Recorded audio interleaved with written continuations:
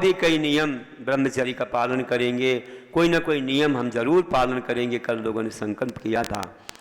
तो 10 लक्षण पर्व है, छोटे छोटे बच्चे भी एकासन करते हैं। हम लोगों ने भी छोटी उम्र में एकासन की साधना की। अभी एक बच्चा आया था, वो बोला आज मेरा उपवास है। यहीं पर बैठा है, खड़ा हो जा, खड़े देखो, एक शास्त्री का बेटा है, बोला आज मेरा उपवास है। मैंने कहा देखो इस बच्चे के अंदर कैसे भाव आ रहे हैं। अब भी आके उसने आशीर्वाद दिया, अच्छा लगा। तो मैंने कहा देखो भाई, ऐसे भाव आते हैं तो क्यों आते हैं ये सब? संयम तो अपनी आत्मा को शुद्ध बनाने का उपाय है। तो अहिंसा परमो धर्म से प्रारंभ होता है हमारा जैन धर्म। नहीं तो अगर अहिंसा नहीं है तो फाउंडेशन नहीं है, फाउंडेशन ही तो बिल्डिंग नहीं है। फाउंडेशन कच्ची हो तो बिल्डिंग ज़्यादा ऊंचा नहीं जाएगी, आप ऊपर ले जाओ तो ढह जाएगी। अगर जड़ें ज़्यादा गहरी नहीं होंगी तो थोड़े से तूफान में वृक्ष गिर जाएगा। तो क्या बोला, अहिंसा को धर्मस्य मूलम दया, धर्म का मूल जड़ है दया, अहिंसा। अहिंसा परमो धर्म बोलते हैं। अगर अहिंसा नहीं है तो ये मोक्ष मार्ग की बिल्डिंग, धर्म की बिल्डिंग नहीं ऊपर जा सकती है। वृक्ष बहुत ऊपर नहीं जा सकता है, थोड़े से तूफान में गिरेगा। तो अहिंसा की जड़ें मजबूत करो, खूब अच्छे से आपका त्याग हो, अभक्ष वस्तु त्याग होगी तो अहिंसा पड़ेगी। क्योंकि अभक्ष वस्तु में कई जीवों की उत्पत्ति होती है, त्रसादी जीवों की हिंसा होती है, इसलिए वह नहीं खाना चाहिए। मर्यादा के बाहर कहो या जमीकंद आदि कहो, तो ये सब अभक्ष वस्तु बाहर की वस्तुएं हैं। कई फास्ट फूड वगैरह में तो मैंने पहले कितने बार ही कह दिया, कुछ ने बाल पंख सिंग नाखून चर्बी अंडे की जर्दी डालते हैं, फिर भी ग्रीन सिंबल लग रहा है। अब तो वे कोड नंबर भी नहीं डाल रहे हैं, ग्रीन सिंबल भी नहीं ग्रीन और ब्राउन सिंबल भी नहीं लगा रहे हैं, ऐसा कर दिया लोगों ने। तो ध्यान रखना, ये कैसे बनी है बस्ती इसको जानना बड़ा कठिन है। आप सर्च करोगे तो कहीं मिल भी जाए, लेकिन लोभ लालच बढ़ रहा है। हम जैन तो मुट्ठी के बराबर हैं, अहिंसा वाले मुट्ठी के बराबर हैं, हमारे मात्र के लिए क्या करेंगे वे लोग? और देश विदेश सब एक हो गया, कैसे अहिंसा पालेंगे? अभी तो थोड़े दिन पहले ये चला था कि गाय को मांसाहार मांस के रूप में दिया जाएगा, उनको खाद्य पदार्थ, मतलब उनके जो लिए जो भी देते हैं ना, कुछ भी डालते हैं उनके घास वगैरह में कई चीज़ें, तो ऐसा दिया जाएगा जो विदेशों में दिया जाता है। और एक देश के लोगों ने ये कहा हम यहाँ अपना व्यापार करेंगे, ऐसा बोला। हमारे देश ने अभी इनकार किया, नहीं अभी ऐसा नहीं है। ऐसा आएगा तो आपका दूध कैसे शुद्ध रहेगा? आप तो दूध लाते हो उनके पास से जो लोग शाकाहार करते हैं, मांसाहारी के पास नहीं लाते, क्योंकि झूठा क्या डाल देंगे उसको क्या मालूम, उसी से दूध बनता है। तो आप शाकाहारी के यहाँ से लाते हो, देख शोध के लाते हो, और अब फिर ऐसा होगा तो कहाँ आप रह जाओगे शाकाहारी? इसलिए ध्यान रखना, अभी तो निषेध किया है लेकिन भरोसा नहीं आगे क्या होने वाला है। इसे बाजार की चीज़ों में, और जो जिम जाते हैं ना, जिम, उनमें एक उनको पाउडर देते हैं, उनमें कुछ चीज़ देते हैं, वहाँ उसमें अंडा रहता है और भी कई चीज़ें रहती है, वो शक्ति बढ़ाने के लिए। और लोग आजकल के नौजवान कुछ सुनते नहीं, देखते ही नहीं है। शक्ति बढ़ाना है, अच्छा ऐसा गठीला शरीर पहलवान के समान हो जाए, क्या काम आएगा? तुमने हिंसा कर ली, सब कर लिया, शरीर तो दिखा दिया, कौन से युद्ध लड़ना आपके लिए? अब कर्मों से नहीं लड़े आप, आपकी तो हार हो गई, आपने तो जैन धर्म छोड़ दिया, अब क्या होने वाला उससे? इसलिए अपने बच्चों को रोको, ऐसी चीज़ नहीं खाना है। आप ही कर सकते हो, आपने बच्चों को जन्म दिया है तो आप संस्कार भी दे सकते हैं, आप मना भी कर सकते हैं, डांट सकते हैं, सब कर सकते हैं, ऐसा कुछ नहीं है। लेकिन बोलते नहीं हो, क्योंकि बच्चे की कमाई खाना है हमारे लिए, बच्चों से हुई कमाई हमको खाना है। शादी विवाह भी अपनी कमाई से करेंगे, क्या हो गया नहीं मालूम। इतना धन वैभव है, हमेशा लोभ क्यों पड़ा है? पहले के लोग तो पहले अच्छे से व्यवस्थित उनको करते थे, और समय आने पर उनका शादी विवाह कर देते थे, तो अच्छे से उनका जीवन चलता था।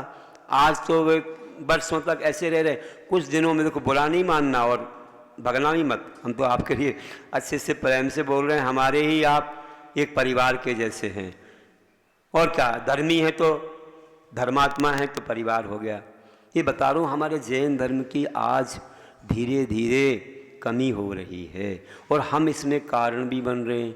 हमको एक मान आ गया कि हमारे बच्चे बाहर जाके पढ़ेंगे, अच्छी डिग्री करेंगे, हमारा नाम होगा। लेकिन हम आपको बता रहे हैं, नाम तो कम, काम भी खराब हो जाता है। बाहर जा कर के क्या होते, जब स्वयं कमाते तो आपकी सुनते नहीं हैं, कितने बच्चे बाहर जाके शादी करा लेते हैं, ये भी नहीं देखते हैं कि ये कौन सी जाति है, क्या धर्म है, नहीं मालूम। थोड़े दिन का फिर रिश्ता है, ये जो बीच में हो जाता है, फिर शौक पूरा हो गया, शांति हो गई, थोड़े दिन में कहीं डाइवर्स भी हो जाता कि गुण नहीं मिलते, तो महाभारत शुरू होता है। गुण मिला के कुंडली देख के करते थे पहले, तो अच्छे जीवन भर एक साथ रहते थे, धर्म निभाते थे। आज कितने डाइवर्स, कितने तलाक, कितने दो बार शादियाँ हो रही, कितना हो रहा। विदेशों में तो होता ही रहता है, एक जीवन में कई शादियाँ, और कई तो शादी नहीं कराते, ऐसे ही व्यसन करते रहते जीवन भर। अब क्या है उनके जीवन में? कुछ भी नहीं है। तो अपन लोगों को अपने बच्चों को संभालना है। हमारा ये मन है कि आप अपने स्थान पर पढ़ाइए, उनको सामने ही अच्छी शुद्ध भोजन मिलेगा, आपकी नज़रों में रहेंगे, साथ में अपनी नज़रों में उनकी समय आने पर शादी कर दो। इसके बाद तुम्हें जो सर्विस करना, क्या करना, अब तो तुम्हें शांति मिल जाएगी, अच्छा कुल, अच्छी जाति मिल गई, तो हमारी चिंता भी दूर हो गई, और वे अच्छे आराम से अब करते रहेंगे, जीवन में एक दूसरे को निभाएंगे। लेकिन आप ऐसे छोड़ देते हो तो वे अपने मन से कुछ भी कर लेते हैं, तो हमारा जैन धर्म छूट जाता है। फिर कैसे आहार देंगे, कैसे अभिषेक करेंगे, फिर आते भी नहीं है, मुंह दिखाते भी नहीं है कि भैया कहाँ मुख दिखाएं जा कर के, रिश्तेदार क्या कहेंगे, समाज वाले क्या कहेंगे। आपको भी शर्म लगती है तो आप भी दूर दूर बने रहते हो, सब चांस से वंचित हो जाते हो। तो क्यों ना हो कि हम उनको अपनी नज़रों में रखें, क्योंकि ऐसा भोजन करते हैं, फास्ट फूड वगैरह, तो वैसे भाव हो जाते हैं। अच्छा भोजन करेंगे जैसे भाव नहीं आएंगे, इसलिए अपन को थोड़ा संभाल के रखना है। ज़्यादा लोभ में मत पड़ो शिक्षा के कि बाहर जाके खूब पढ़ें। हमारे जो व्यापारी अच्छा करते थे, जैनों के पास क्षमता है, और व्यापारी जितना दान दे पाता है, जितना धर्म में समय दे पाता, उतना सर्विस वाला नहीं दे पाता। अकेले दुकेले हो जाते बाहर जा करके, और यहाँ तो भैया 4 भैया 2 भैया एक साथ रह रहे हैं, या व्यापार अपने हाथ में है, चाहो तो दुकान बंद कर दो, खूब है पैसा, चलो बैठ जाओ, 10 धर्म की पूजा कर लो, गुरुओं का बिहार करा दो, चौका लगा लो, और भी क्षेत्रों पर चले जाओ। कितना समय दे देते हैं, लेकिन सर्विस वालों के लिए तो बहुत मुश्किल पड़ जाती है, उनको समय निकालना बहुत मुश्किल की बात है। तो व्यापारी लोगों को तो ऐसी कोई बात नहीं है, और हम लोग अच्छे ऐसे महान बनने के लिए, बनाने के लिए पुरुषार्थ करें। तो देखो अहिंसा से प्रारंभ होता है, आगे जाकर के रत्नत्रय की प्राप्ति भी अहिंसा से होती है, और उसमें भी रत्नत्रय में भी सम्यक दर्शन, सम्यक ज्ञान, सम्यक चार्ट में भी अहिंसा लगी है। प्रथम सम्यक अनुकंपा, आस्तिक्य में अनुकंपा एक दया है, और जब ज्ञान का वर्णन पढ़ते पहले अहिंसा का वर्णन होता है, 4 से लेते तो पहले अहिंसानुव्रत और महाव्रत लेना पड़ते हैं। तो सब जगह अहिंसा का संबंध ऊपर तक है। 10 धर्मों में संयम आता, वहाँ भी इंद्रिय प्राणी संयम है। तो वस्तु स्वभाव तक पहुँचने के लिए ये जड़ों का संबंध ऊपर तक रहता है, बिना अहिंसा के तो कुछ भी नहीं है। चलिए, तो आज 10 धर्मों में जो हमने 10 धर्मों की बात सुनी कि 10 धर्म ये भी हमारे धर्म हैं, और इनके माध्यम से जीवन का कल्याण होता है। मुख्यतः से मुनि इसका पालन करते हैं, लेकिन श्रावक भी इसमें साधना करते हैं, और कई व्रत उपवास करके ऐसे कभी तो भी वे मुनि धर्म को पा करके पूर्ण उसमें हो जाएंगे। आज उत्तम क्षमा, क्षमा का अर्थ क्या होता है? इसमें उत्तम भी लगा है। उत्तम क्यों लगाया? उत्तम क्यों लगाया? इसका एक कारण है, क्योंकि ये उत्तम गति का कारण है, और निर्जरा की भावना से, संबर की भावना से किया जाता है, ना कि लौकिक किसी प्रयोजन से कि मुझे धन वैभव की प्राप्ति हो जाए, संसार के सुख की प्राप्ति हो जाए, ऐसे भाव से नहीं किया जाता। इसलिए उत्तम शब्द लगता है। देखो आगम में लिखा है, दृष्ट प्रयोजन परिवर्जनार्थ मुत्तम विशेषणम। सर्वार सिद्ध में लिखा है कि दृष्ट प्रयोजन मतलब संसार लौकिक विषयों की या लौकिक कोई भी धन वैभव आदि की भावना ना रखते हुए यह मोक्ष की भावना से किया जाता है, इसलिए उत्तम विशेषण लगाया है। तो आज हमने उत्तम क्षमा धर्म को पाया है। आपने उसके अर्घ्य भी चढ़ाए, विधान भी किया, बहुत अच्छा विधान। आप लोग 10 दिनों तक करेंगे, निराकुलता से करेंगे, एक एक धर्म की पूजा करेंगे तो बड़ा आनंद आएगा। जो 2 घंटे तक करते रहते आकुलता से, बहुत जल्दी जल्दी, तो अब यहाँ समझने का, गुरु प्रवचन सुनने का भी आपको अवसर मिल रहा है। तो क्रोधस्य अभावात् क्षमा, क्रोध का अभाव क्षमा। क्या परिभाषा है भैया? क्रोधस्य अभावात् क्षमा। तो क्रोध कसाय है, 4 कसाय के जाने से 4 धर्म आते हैं। तो क्रोध का अभाव क्षमा है। तो कहा है कि सर्वासिद्धि ने कि शरीर व्यापादनादि नाम सन्निधाने कालस्यानुपत्ति क्षमा, कि ऐसे क्रोध के अनेक कारण मिलने पर, क्रोध जैसे कि आपको कोई भी कष्ट मिले, मुनियों को कोई उपसर्ग हो, बाधाएं आए, उस समय भी वे अपने अंदर कलुषता नहीं लाते हैं, इसी का नाम क्षमा है। और आचार्य कुंद देव ने बहुत अच्छा बोला है वार्षानुवेखा में, इको उत्पत्ति से पुणु बहरंगम यदि हवेदि सखादम न किंच विको हो तस्य क्षमा हो विधम मोति। क्या कहते हैं कि क्रोध की उत्पत्ति का यदि साक्षात बहिरंग कारण कर भी जो क्रोध नहीं करता, उसके जीवन में उत्तर क्षमा धर्म होता है। देखो हमारे सुकुमार स्वामी ने क्रोध किया, श्यावरी ने खाया 3 दिन तक, नहीं किया ना। ये है सही क्षमा, शरीर मेरा नहीं है। हमारे सुकौशल स्वामी ने खाया, क्रोध किया। हमारे ऊपर कैसे तपायाभरण ने क्रोध किया, गज कुमार मुनि पर सिगड़ी क्रोध किया, नहीं किया। यही है कितनी बड़ी क्षमा। हमारे पार्श्वनाथ भगवान ने 10 भव तक बैर सहन किया, कितना अवसर हुआ और अपने कर्मों का क्षय कर दिया। क्षमा करते रहे। आज हम छोटी छोटी बातों का बैर बांध लेते हैं, क्षमा नहीं करते, क्षमा नहीं मांगते। और उन्होंने तो इतनी बड़ी जीवन चला गया, शरीर का अंत हुआ, तो भी उन्होंने, क्योंकि अपने कर्मों का क्षय करना, और बिना हमारे कर्मों के कोई विघ्न आ ही नहीं सकता। हमने कुछ कर्जा लिया हो, किसी का कुछ किया होगा, इसलिए तो आज कुछ आ रहा है, और कुछ फिर हम कषाय कर देंगे, फिर बन जाएगा। इसी ने यदि हो प्रत्यक्ष बाह्य कारण, तो भी किंचित क्रोध न आवे, क्षमा भाव का हो धारण। समता रखकर मुनिवर वे सब उपसर्गों को सह देते, और परिचय सहते कर्म खपाते, उत्तम शिव गह लेते, उत्तम शिव से गह लेते। ऐसा जानिए। और क्रोध आता है, किस व्यक्ति को कितना क्रोध आता है?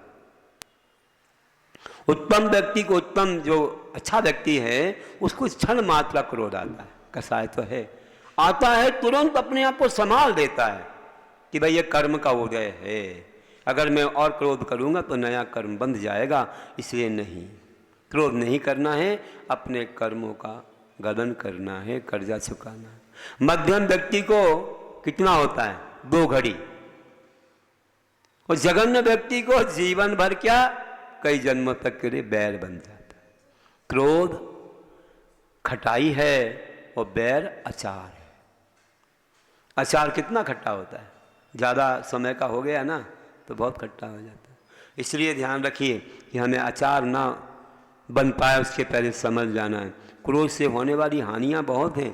क्रोध करने से एक तो प्रीति नष्ट हो जाती है, प्रेम नष्ट हो जाता है, एक दूसरे से स्नेह नष्ट हो जाता है, फिर रुचता नहीं वो व्यक्ति, देखने से अच्छा नहीं लगता है।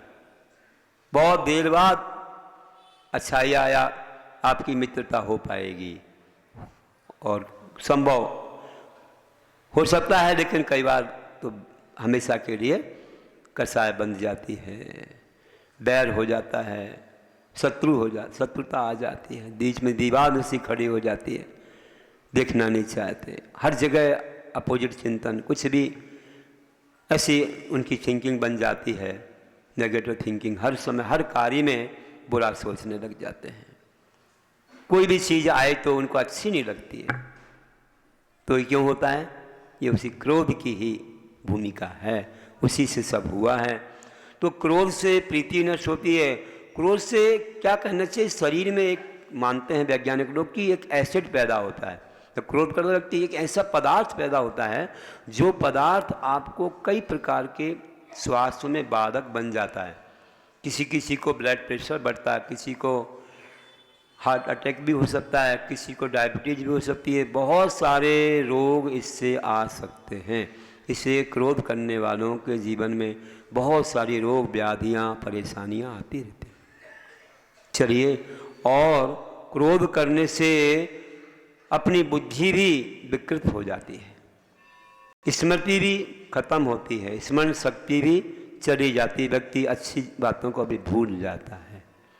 क्रोध के समय तो सब भूल जाता है, अपना पराया कुछ भी अच्छा बुरा सब भूल जाता है, बड़े बड़े अनर्थ घट जाते हैं, यहाँ तक के कि जीवन का अंत भी हो जाता क्रोध में।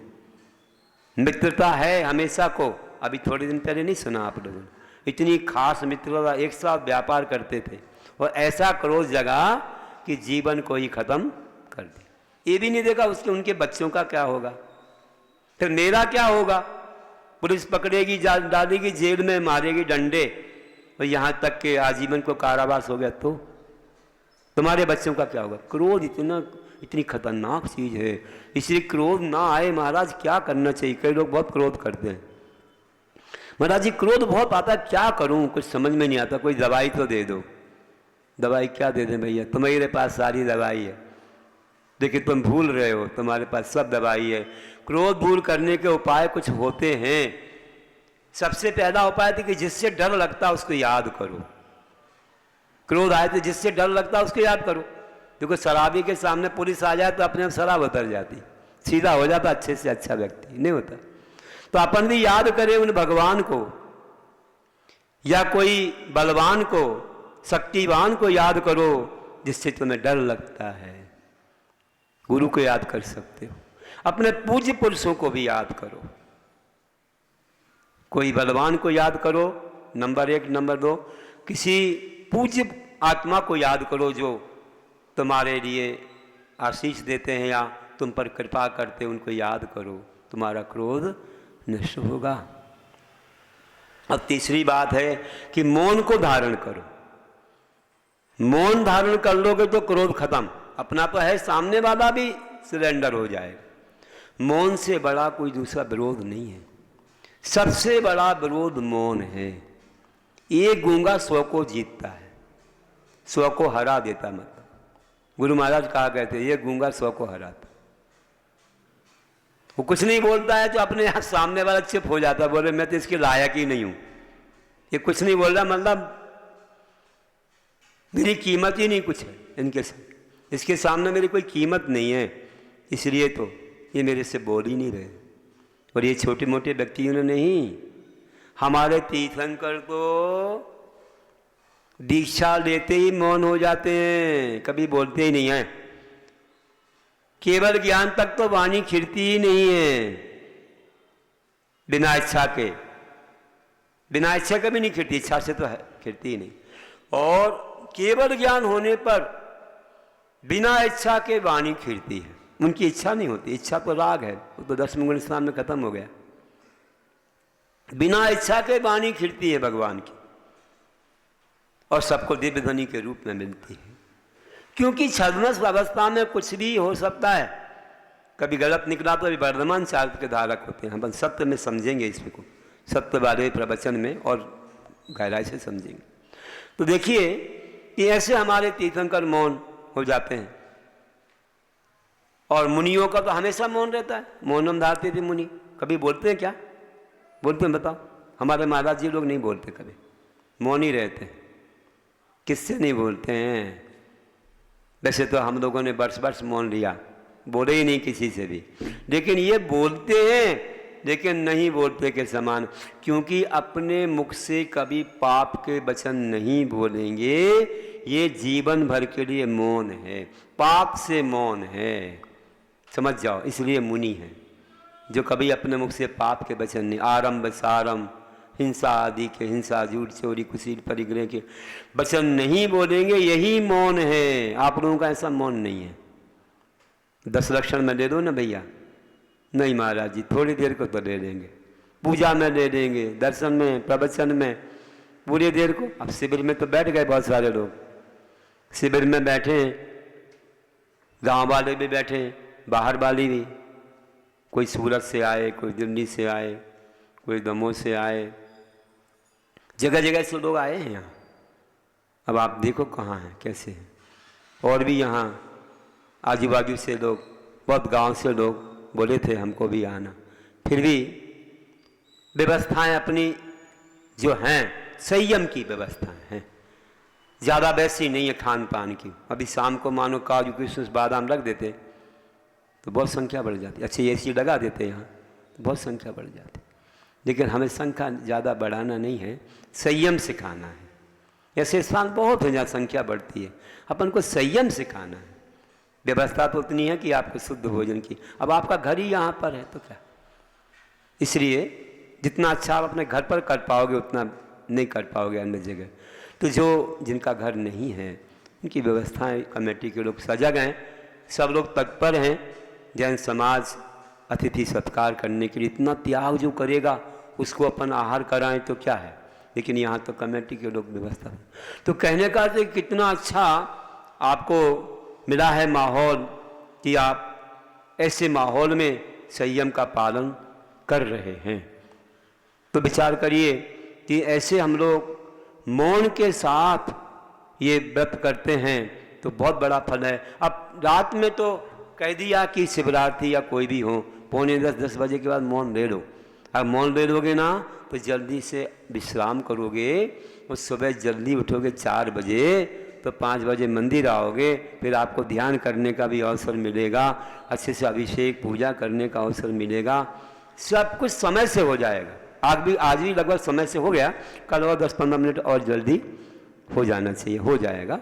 और ऐसे करें आप, विधान में कोई ये नहीं है, मेरी ही भावना थी कि ऐसा हो तो बहुत अच्छा हो। देखो मंदिर में जगह नहीं है, आज यहाँ गंधकुटी की रचना हो गई तो आप लोगों को कितना अच्छा अवसर मिल गया, आराम से इतने फैले बैठ करके आपको संगीत में पूजा करने का। और यहाँ के कमेटी के मुख्य लोग मानो प्रतिष्ठाचारी बन जाएं, पंडित जी बन जाते, यह अवसर कब मिलेगा, कहाँ मिलेगा बता, बिना पैसे के पंडित जी यहाँ, और उनका साथ देने वाले 1-2 और मिल जाते। तो सब चीज़ें होना चाहिए, है ना भैया, सब प्रकार की अपने अंदर वो शक्तियाँ कलाएँ रहें तो अच्छा है। तो इनको लगता है कि देखो गुरु आए हैं, अपन लोग ऐसी सेवा और ऐसा लोगों को ना जोड़ें तो कैसे धर्म की प्रभावना हो। तो वास्तव में समय निकालना चाहिए, करना चाहिए।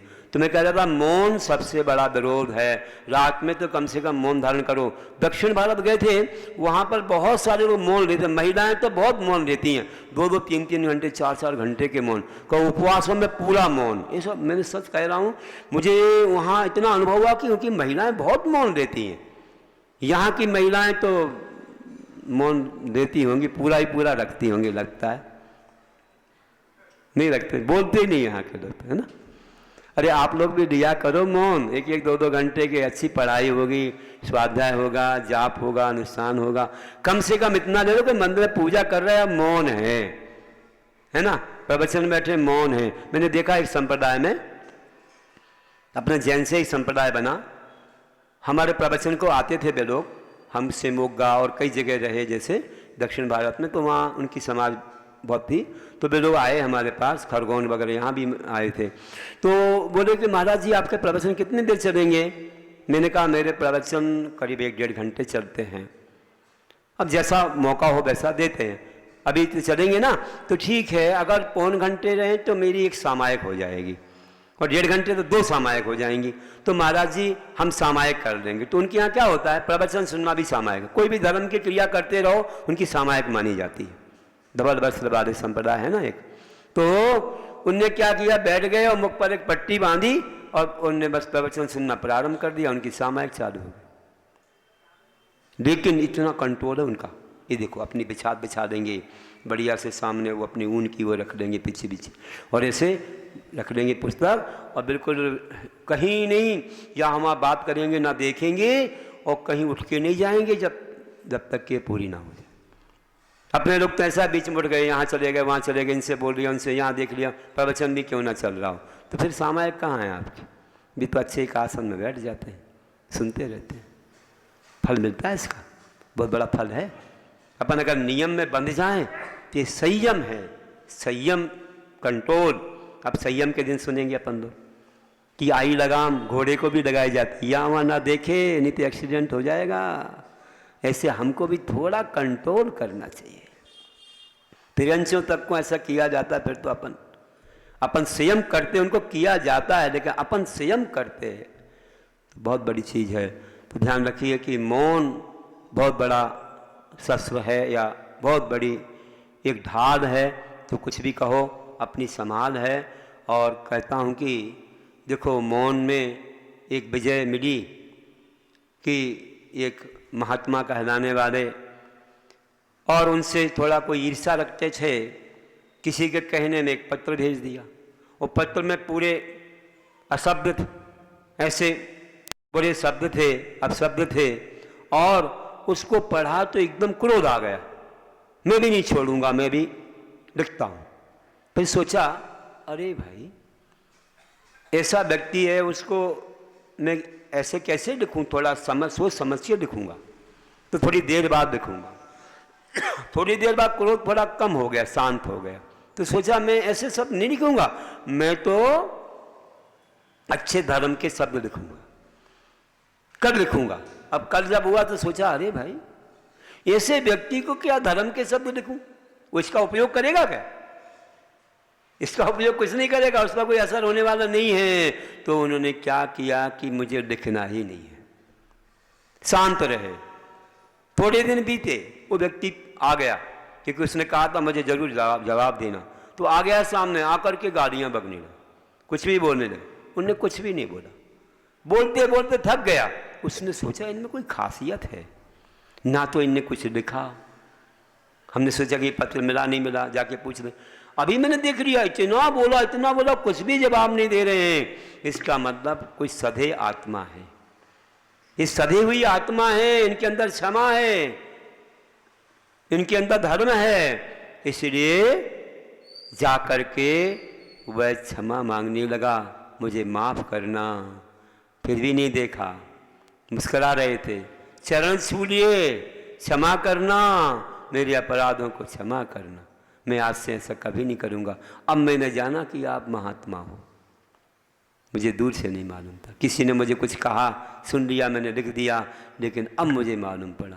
कहने का अर्थ देखो मौन से कितनी बड़ी उपलब्धि हो जाती है। शत्रु भी मित्र बन जाते, बने ही हैं। कमठ भी बन गया भक्त, कौन नहीं बने। हमारे कुलभूषण देशभूषण पर अग्नि प्रबादी करते थे उपसर्ग, वे भी मित्र बन गए। क्षमा मांगी, ऐसे हमारे विष्णु कुमार मुनि की शक्ति को देख करके वे बलि आदि मंत्री भी क्षमा मांग के वे भी श्रावक बन गए। तो जहाँ भी ये होता है मौन, आप विरोध करते जाओगे तो विरोध बढ़ता जाएगा, कसाएं और भड़केंगी और आगे और विरोध होंगे, ज़्यादा कसाएं होंगी। पंचम काल है, नई नई चीज़, नई नई क्वालिटियाँ आएंगी। अभी थोड़े दिन पहले नहीं देखा था, पुतले जलना प्रारंभ हो गए थे। तो आप लोगों ने जाप बहुत दी तो अच्छे सब बंद हो गया। अब हमेशा जाप देते जाओ कि सब बंद हो जाए। ऐसे उकसाते रहे और ये क्षमा नहीं करने से कितनी हिंसाएं बढ़ रही थी। संगी पंचेंद्री को जला रहे हैं। अब तुम भले आटे के मुर्गी कथा नहीं पढ़ते तो कितना पाप हो रहा था, देखे आप। तो ये कहाँ क्षमा धर्म, ऐसे लोग कहाँ क्षमा के प्रवचन देंगे, क्षमा को सुनेंगे, क्या करेंगे बताओ। तो क्षमा का अर्थ क्या होता है ना। कैसे चौथे काल में मुनि होते थे और हम लोग थोड़ी सी बातें भी नहीं सह पाते हैं। तो हमको क्षमा वाणी का अच्छा महत्व समझना चाहिए। क्षमा से प्रारंभ होता है और क्षमा वाणी से अंत होता है, ये महापर्व है। तो बंधुओं, ये सहनशीलता हमारे अंदर बढ़ती चली जाए तो बहुत अच्छा हो। कहा था मैंने कि पंडित जी से पूछा, पंडित जी अब तो आप जाने वाले हो, मुझे बता तो जाओ, थोड़े दिन में चले जाओगे आप, मुझे बता दो कि हमारे घर में बहुत लड़ाई होती है, झगड़ा होता है, कुछ गुस्सा आता है, कोई दवाई हो तो बता दो। पंडित जी ने कहा ठीक है, दशलक्षण पर्व आ रहा है, फिर तो हमें जाना ही है, तो हम दवाई दे देते हैं। मेरे पास एक दवाई है, ले लो, ये है, एक बाटल में दे दी दवाई। जब भी गुस्सा आए, क्रोध आए तो इसे पी लेना। हम लोग तो थोड़ी बहुत दवाई बता पाते कि भैया तुम पुराण पढ़ लेना, पुराण पढ़ो तुम्हारा क्रोध खत्म हो जाएगा, अच्छे स्तोत्र पाठ करो तुम्हारा क्रोध सब खत्म हो जाएगा। इसका उपाय हम बताते हैं लोगों को, जाप वगैरह। लेकिन सबसे अच्छा उपाय तो पुराण पढ़ने से कसाय मंद हो जाती कि चली ही जाती है। आप पुराण पढ़ के देखो, अच्छे पद्म पुराण, उत्तर पुराण वगैरह, बहुत आनंद आएगा। तो क्या हुआ, उनने कहा बाटल में ले लो दवाई, तो दे दी उनको। दे करके बोला देखो जब भी गुस्सा आए तो इसको पी लेना, इसको पी लेना, गुस्सा को पी लेना नहीं बोला, लेकिन दवाई पी लेना। चलो ठीक है बोले। और जब शांत हो जाए तो क्या करना, अंदर ले लेना या बाहर कर देना, मुख में तो रखना पड़ेगी। तो बोले पंडित जी क्या होगा, 10 लक्षण पर्व आ रहे हैं, हम क्या करेंगे, हम तो नहीं पिएंगे इसको, हम तो रात में पानी भी नहीं पीते। तो कोई बात नहीं, बाहर कर देना, तो दवाई तो देना पड़ेगी आपको, फिर प्रायश्चित भी लेना पड़ेगा मुझे तो, क्योंकि मैं तो रात में तो पानी भी मुख में नहीं डालता। अब देख लो जैसा हो, ठीक है, अगर हुआ तो प्रायश्चित दे देंगे। तो दवाई दे दी, और ज्यों ही दरवाज़ा खटखटाया, 10 बजे आते थे, वो दरवाज़ा खुलता था, बोलते ही क्यों भोजन है कि नहीं, ताज़ा है कि नहीं, मन का है कि नहीं। क्या करूं, शाम को भोजन बनाते हैं 5 बजे, तो सबको करना चाहिए। हम प्रतीक्षा करते कि पति आ जाए, उनको परोसें, ये हमारा धर्म है, पहले उनको करवाएं फिर हम करें। हमारा धर्म ही नहीं पढ़ पा रहा, कितना दुख होता है। तो मैं क्या करूं, और रात में बनाना पड़ रहा है, कितनी हिंसा होती है, और वो भी कोई अभक्ष्य वस्तु भी बनाना पड़ता है। कैसे, क्यों विवाह करवा दिया, ना शादी करवाई होती, दीक्षा लेती, अच्छा दीक्षा देते तो अच्छा रहता। अब पश्चाताप हो रहा है, अब क्या कर सकते, अब तो बंद गए हो तुम, अब तो कुछ नहीं होता। जो ही दरवाज़ा खटखटाया, तो दरवाज़ा खोलने के पहले उसने बाटर को खोला और एक ढक्कन दवाई अपने मुख में ले ली। कहा था कि देखो जब तक क्रोध शांत ना हो तब तक ले लें। दरवाज़ा खोल दिया, आ गए, भोजन है कि नहीं, ताज़ा है कि नहीं, मन का है कि नहीं। अब कहा था जब तक क्रोध शांत ना हो तब तक मुख में रखना। थोड़ी देर देखा, अरे कोई जवाब ही नहीं आ रहा, नहीं तो जवाब देते थे। क्या करूं, बनाया था क्या, फिर से बनाऊं, ठंडा हो गया तो मैं क्या करूं, समय से आते हैं आप, ऐसा वैसा कुछ भी होता था एक दूसरे में। तो अब बिल्कुल कुछ भी नहीं बोला, तो सामने वाला वो सोचता भैया लगता है कोई मंत्र पढ़ रही है, मंदिर जाती है, कोई मंत्र मिल गया है, अब कुछ बोलूँगा तो और मुझे बाधा हो जाएगी, इसलिए जो जैसा रखा था ना ठंडा वो सब खा लिया और सो गए। बस देखा कि क्रोध शांत हो गया तो अपनी दवाई को बाहर कर दिया, बढ़िया आराम मिला। दूसरे दिन और ऐसे ही उसने सोचा कि भैया अब तो समय, अब तो मिलेगा नहीं, इतनी रात में से जल्दी आओ, वो ठंडा हो जाता। तो 9 बजे आए, फिर 8 बजे, फिर 7 बजे, 6 बजे, 5 बजे। जब देखा कि अब तो रोज़ रोज़ ऐसा होता है, कुछ बोलते नहीं है, तो हमें तो भोजन मन का मिलेगा नहीं, गर्म मिलेगा नहीं, इसलिए 5 बजे आने लगे, गाड़ी लाइन पर आ गई। देखो कितना बड़ा फायदा हुआ, दवाई का फायदा कितना बड़ा हुआ, है ना। ऐसी दवाई तुम लोगों को चाहिए क्या, किस किस को चाहिए बताओ, कोई हाथ नहीं उठा रहा है। ये दवाई तो भाई तुम्हारे पास ही है ना। 10 लक्षण में कुछ नहीं खाना पीना है। हमने सबसे बड़ी दवाई आपको प्रवचन दे दी ना, प्रवचन दे दिया, ये तो उत्तम क्षमा का प्रवचन है, ये सबसे बड़ी दवाई, इससे बड़ी क्या हो सकती। क्रोध स्वभाव क्षमा, क्षमा कर दो बस। फिर जब पंडित जी जाने लगे तो पूछा क्या हुआ, फायदा हुआ, बिल्कुल पूरा फायदा हो गया पंडित जी, दवाई भी खत्म होने वाली है। फिर कभी कुछ हुआ, आराम हुआ कि नहीं, बिल्कुल आराम हो गया, गाड़ी लाइन पर आ गई। 5 बजे आने लगे, अब उनको भोजन करा के हम भोजन करते, बड़ी शांति मिलती है कि देखो बड़ों को कराने के बाद हमें करना चाहिए, हमारा जो कर्तव्य था, पति पत्नी का जो भी धर्म है अच्छे से निभा रहे हैं। तो ठीक है, बोला पंडित जी अब दवाई अगर खत्म हो जाती है फिर चाहिए तो, कुछ होने लगा तो बोले दवाई कहीं बाहर नहीं, तुम्हारे घर में ही है। कहाँ है, बोले कुछ नहीं, मैंने बाटल में पानी भर दिया था, कुछ नहीं था। पानी बोलते तो विश्वास ना आता, अब बताया, बोले अरे पहले नहीं बता। बोले सबसे बड़ी बात ये थी कि मुख में पानी रहेगा दवाई नाम से, तो तुम बोलोगे नहीं तो बस सामने वाला क्रोध खत्म हो जाएगा। मतलब मौन है, मौन धारण करना ही सबसे बड़ा विरोध है और सबसे बड़ी दवाई है। तो ठीक है पंडित जी अपना मौन धारण किया करेंगे, आदत में आ गया। तब तुमको कौन सी दवाई देने बताओ। गुस्सा तो नहीं आता तुम्हारे यहाँ, नहीं आता गुस्सा, तुम लोग तो बात ही नहीं करते, कुछ को क्रोध नहीं आता होगा। और नहीं तो फिर दवाई अब दे दी है, क्षमा कर दिया करो और मौन धारण किया करो। बता भी दिया, अपने पूज्य पुरुषों को याद करो, जिनसे डर लगता है उनको याद करो, आदि आदि, ये सब अच्छे उपाय हैं, है ना। तो ऐसे उपायों को आप धारण करो, आपका जीवन अच्छा बनेगा। देखो हमारे महान पुरुषों ने हमको सबक दिया है, बड़ी बड़ी कथाएं नहीं सुनाएंगे, आप तो यही कहते कि हमारे राम ने कितना बड़ा सबक दिया है, मर्यादा पुरुषोत्तम राम, कि जब उनको वनवास की बात कही तो उनको गुस्सा आया? गुस्सा आया? बताओ। राजमहल में रहने वाले उन्होंने कहा बिल्कुल सार स्वीकार है। वे कर्म सिद्धांत को जानते थे। मैंने कोई कर्म किया होगा कि आज मुझे महल से बाहर जाना पड़ रहा है। उनने कुछ भी क्रोध नहीं किया, क्षमा किया उसकी कई मां को, चले गए। कैसे गए आप देखिए। दशरथ ने भी क्रोध नहीं किया। राजा दशरथ भी, हमने वरदान दिया था, मांग लिया, ठीक है, धोखा है तो है, नहीं तो चला आप सबको क्षमा करके, क्षमा मांग के, और उन्होंने दीक्षा धारण कर संन्यास ले लिया। भरत को वैराग हो गया, उनने भी कहा मैं भी जा रहा हूं, तो राम ने रोका, नहीं, जब तक मैं ना आऊं तब तक बैठना है, कुछ भी कसाय नहीं करना।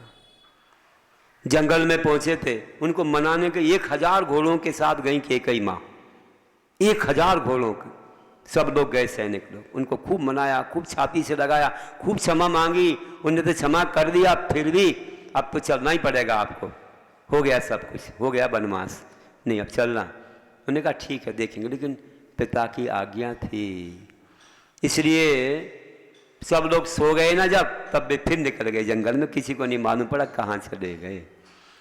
तो ऐसे उन्होंने किया, बहुत अच्छे से। ऐसी क्षमा जीवन में सीखने को मिलती है। तो बंधुओं, ऐसी क्षमा अपने जीवन में हम भी अपनाएं और अपने जीवन को बहुत महान बनाने का प्रयास करें। और सभी ने क्षमा, मंदोदरी ने क्षमा की। देखो, रावण का मरण हो गया तो भी राम से कोई क्रोध गुस्सा नहीं किया, बल्कि 6 महीने तक उनको अच्छे से लंका का पूरा दर्शन कराया और कहा आप यहाँ राज्य कीजिए। उनने कहा माँ, मेरा राज्य तो अयोध्या में है, मुझे क्या चाहिए है, मैं तो छोड़ के आया हूँ, यहाँ तो राज्य करने को नहीं आया, मैंने इसलिए युद्ध नहीं किया, मैंने तो सीता के सिर के लिए किया था। वो देवता का युद्ध भी नहीं करना पड़ता। हाँ, बहुत बलाचारी था, मैंने भी बहुत समझाया था कि नहीं माना। 18,000 रानियाँ होके भी सकी। विभीषण ने भी कहा राज करो, उन्होंने कहा विभीषण ही राज करेगा, मुझे राज नहीं करना है, ये संभालेगा, और कोई भी दिक्कत आए तो मैं तैयार रहूँगा आपकी रक्षा के लिए। ऐसा कह करके ऐसे क्षमा भाव थे। देखिए आपस में, तो हम लोगों को ऐसे आपस में क्षमा भाव धारण करना चाहिए। तो यही कहता हूँ कि क्रोध जीत कर क्षमा भाव से उत्तम धर्मों का पालन, जिसके जीवन में होता है पापों का सब प्रक्षालन। भव्य बंधुओं ऐसे क्षण ये महापुण्य से मिलते हैं, कि भव्य बंधुओं ऐसे क्षण ये महापुण्य से मिलते हैं। महापुण्य से भरे भव्य के गण धर्म गुणों से सजते हैं। महापुण्य से भरे भव्य के जन, महापुण्य से भरे भव्य के जन धर्म गुणों से सजते हैं। बोलिए महावीर भगवान की उत्तम क्षमा धर्म की। आचार्य गुरुवर श्री विद्यासागर जी महाराज की जय।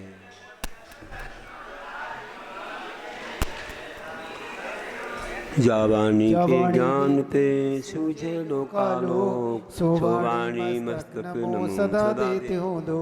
हे जिनवाणी भारती तो जपो दिन रैन, जो तेरी शरणा गए सो पावे सुख चैन। देव भजो अरिहंत को गुरु सेवा निर्ग्रंथ, दया धर्म पालो सदा यही मोक्ष का।